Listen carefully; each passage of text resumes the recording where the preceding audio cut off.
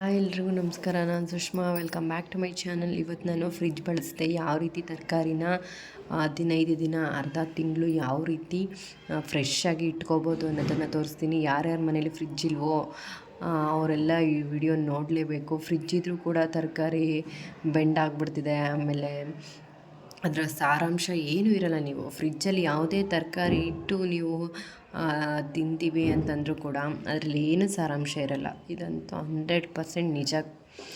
ನೋಡಿದ್ರಲ್ಲ, ತರಕಾರಿ ಎಲ್ಲ ನಾನು ತೊಗೊಂಡಿರೋ ತರಕಾರಿ ಎಲ್ಲ ಸಪ್ರೇಟ್ ಮಾಡ್ಕೊತಾ ಇದ್ದೀನಿ.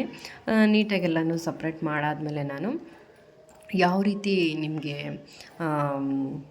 ಇಡಬೇಕು ಅನ್ನೋದನ್ನು ನಿಮಗೆ ಹೇಳ್ತೀನಿ. ಈ ಬೀಟ್ರೋಟು, ಕ್ಯಾರೆಟು, ಮೂಲಂಗಿ, ಆಲೂಗೆಡ್ಡೆ, ಗೆಡ್ಡೆಕೋಸು, ಇದು ಬೆಂಡೆಕಾಯಿ ಒಂದು 5 ದಿನ, ಒಂದು ವಾರ ಇಡ್ಬೋದು. ಬದನೆಕಾಯಿನೂ ಅಷ್ಟೇ. ಕ್ಯಾಪ್ಸಿಕಮ್ ಒಂದು 5 ದಿನ ಇಡ್ಬೋದು. ಬೀನ್ಸು, ಆಲೂಗೆಡ್ಡೆ ಮಿಕ್ಕಿದ್ದೆಲ್ಲ 15 ದಿನ ಪಕ್ಕ ಇಡ್ಬೋದು. ನಾನೊಂದು ಪಾತ್ರೆ ನೀರು ತೊಗೊಂಡಿದ್ದೀನಿ. ಕಾಟನ್ ಬ್ಯಾಗ್ ಅಥವಾ ಕಾಟನ್ ಬಟ್ಟೆ ಯಾವುದಾದ್ರೂ ಸರಿಯೇ. ನಿಮ್ಮ ಯಾವ ಕಾಟನ್ ಟೈಪಲ್ಲಿ ಇರಬೇಕು ಅದು ಒಟ್ಟಿನಲ್ಲಿ. ನೋಡಿ, ಈ ಬಟ್ಟೆನ ನಾವು ಫುಲ್ಲು ಈ ಥರ ಡ್ರೈ ಮಾಡ್ಕೊಬೇಕು. ಈಗ ವಾಷಿಂಗ್ ಮಿಷಿನ್ಗೆ ನಾವು ಬಟ್ಟೆ ಹಾಕಿ ಡ್ರೈ ಮಾಡ್ತೀವಲ್ಲ ನೋಡಿ, ಡ್ರೈ ಮಾಡಿದಾಗ ಅದರಲ್ಲಿ ಒಂದು ತೊಟ್ಟು ನೀರಿರಲ್ಲ. ಆ ಥರ ಈ ಬಟ್ಟೆ ಇರಬೇಕು. ಒಂದು ತೊಟ್ಟು ನೀರಿರಬಾರ್ದು. ಒಂದು ಸ್ವಲ್ಪ ನೀರಿದ್ದರೆ ತರಕಾರಿ ಎಲ್ಲ ಕೊಳ್ತೋಗ್ಬಿಡುತ್ತೆ. ಒಂಚೂರು ಒಂದು ಡ್ರಾಪು ಕೂಡ ನೀರಿರಬಾರ್ದು. ಫುಲ್ಲೆಲ್ಲ ಡ್ರೈ ಮಾಡಿಬಿಡಿ. ನೋಡಿ, ಈ ಥರ ಫುಲ್ಲೆಲ್ಲ ಡ್ರೈ ಮಾಡಿಕೊಂಡು ನೀವು ತರಕಾರಿನ ಹಾಕಿ ಹೇಗೆ ಸ್ಟೋರ್ ಮಾಡೋದು ಅಂತ ನಾನು ನಿಮ್ಗೆ ಹೇಳ್ತೀನಿ. ಇನ್ನೊಂದು ಬ್ಯಾಗು ಕೂಡ ನಾನು ಅದೇ ಥರ ಫುಲ್ ಡ್ರೈ ಮಾಡ್ಕೊಂಡಿದ್ದೀನಿ.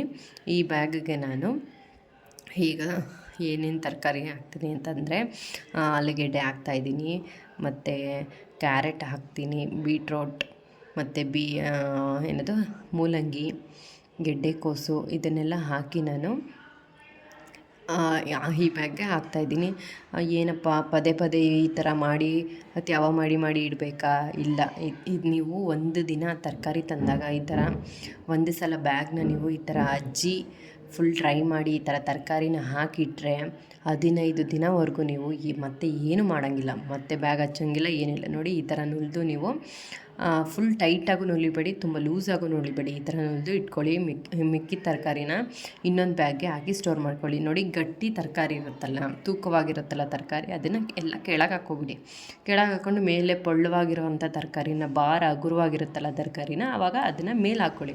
ಏಕೆಂದರೆ ಮೇಲೆ ನಾವು ತೂಕ ಆಗಿರೋ ತರಕಾರಿ ಹಾಕ್ಬಿಟ್ರೆ ಕೆಳಗಡೆ ಭಾರ ಇಲ್ದಿರೋ ತರಕಾರಿ ಎಲ್ಲ ಹೋಗುತ್ತೆ, ಇದಾಗ್ಬಿಡುತ್ತೆ. ಅದಕ್ಕೋಸ್ಕರ ಅಷ್ಟೇ. ನೋಡಿ, ಇದನ್ನು ಹಾಕಿ ತುಂಬ ಲೂಸಾಗೂ ನುಲಿಬಾರ್ದು, ತುಂಬ ಟೈಟಾಗೂ ನುಲಿಬಾರ್ದು. ಸ್ವಲ್ಪ ಮೀಡಿಯಮ್ ಈ ಥರ ನುಲಿದ್ಬಿಟ್ಟು ನಾನು ತರಕಾರಿ ಇಡೋಕ್ಕೆ ಅಂತಲೇ ಸ್ವಲ್ಪ ಜಾಗ ಮಾಡ್ಕೊಂಡಿದ್ದೀನಿ. ಅದ್ರ ಮೇಲೆ ಏನಾದ್ರು ಹಾಸಿ ನೀವು ತರಕಾರಿನ ಈ ಥರ ಉಲ್ಟಾ ಮಾಡಿ ಬ್ಯಾಗನ್ನು ಇಡಬೇಕಾಗುತ್ತೆ.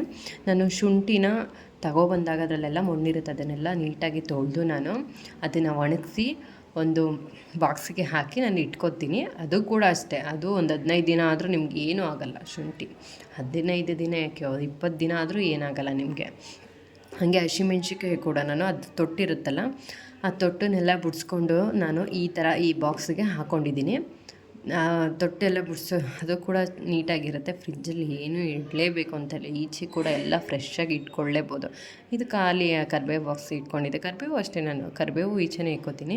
ನೋಡಿ, ಇಲ್ಲಿ ನಾನು ಬೆಳ್ಳುಳ್ಳಿ ಸ್ಟೋರ್ ಮಾಡ್ಕೊಂಡಿದ್ದೀನಿ. ಅದ್ರ ಕೆಳಗಡೆ ಒಂದು ಪೇಪರ್ ಹಸಿದ್ದೀನಿ, ಬೆಳ್ಳುಳ್ಳಿ ಸಿಪ್ಪೆ ಬೀಳಬಾರ್ದು ಅಂತ. ಈರುಳ್ಳಿ ಮತ್ತು ಟೊಮೊಟೊ ಇಷ್ಟನ್ನು ಕೂಡ ನಾನು ಫ್ರಿಜ್ಜಲ್ಲಿ ಹಿಡಿದೆ, ಹೊರಗಡೆನೇ ಇಟ್ಕೊಂಡಿದ್ದೀನಿ. ನಿಮಗೂ ಕೂಡ ಈ ವಿಡಿಯೋ ಇಷ್ಟ ಆಗಿರಿ, ನೀವು ಮನೇಲಿ ಟ್ರೈ ಮಾಡಿ, ಹೆಲ್ದಿಯಾಗಿರಿ. ನೀವು ಈ ವಿಡಿಯೋ ನಿಮಗೆ ಇಷ್ಟ ಆಗಿದ್ರೆ ಪ್ಲೀಸ್ ಲೈಕ್ ಮಾಡಿ, ಶೇರ್ ಮಾಡಿ, ಸಬ್ಸ್ಕ್ರೈಬ್ ಮಾಡಿ. ಈ ಟಿಪ್ಸ್ನ ನೀವು ಕೂಡ ಫಾಲೋ ಮಾಡಲೇಬೇಕು. ಹೆಲ್ದಿಯಾಗಿರಬೇಕು ಅನ್ನೋರೆಲ್ಲ ಈ ಟಿಪ್ಸ್ನ ಫಾಲೋ ಮಾಡಿ. ಫ್ರಿಡ್ಜ್ ಅಂತೂ ಬಳಸಲೇಬೇಡಿ ಜಾಸ್ತಿ. Thank you for watching.